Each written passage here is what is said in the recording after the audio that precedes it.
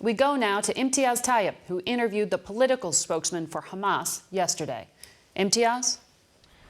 Well, Margaret, as you can imagine, this was a challenging and often combative interview with Dr. Ghazi Hammad, a spokesman for Hamas and senior member of its political bureau. Now, Dr. Hammad denied Hamas received any outside support for its attack on Israel, including from Iran, which contradicts earlier statements to the BBC that it did.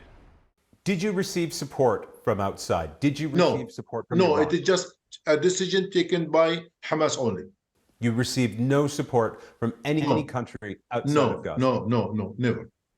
Now, he also denied Hamas fighters deliberately targeted civilians, saying their target was only the Israeli military and Israeli military infrastructure, something we, of course, challenged him on, given the vast amount of video evidence of Hamas fighters shooting at civilians in civilian areas. Now, as for why Hamas carried out such a brazen and brutal attack inside Israel, Dr. Hammad blames successive Israeli governments for refusing to end the now decades-long occupation of the Palestinian territories. He said Israel's current government, which is often described as extreme far-right, has pursued an agenda of such harsh and punitive measures against Palestinians, which is why he says Hamas carried out the devastating attack, an attack which, of course, has resulted in Gaza being bombed like never before, and a death toll there that already exceeds the 4 previous wars, something he blames squarely on Israel, but he would not take any responsibility for the Hamas attack being the trigger for this extraordinary violence.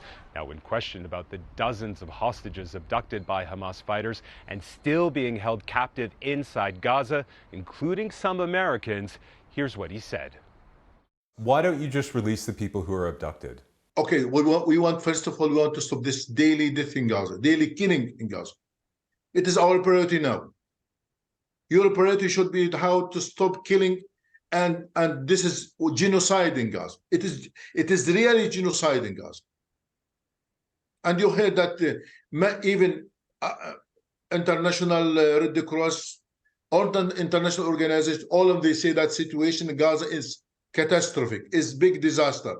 We have to stop this. Maybe after that we can talk about anything. Thank you. Imtiaz Tyab in Jerusalem.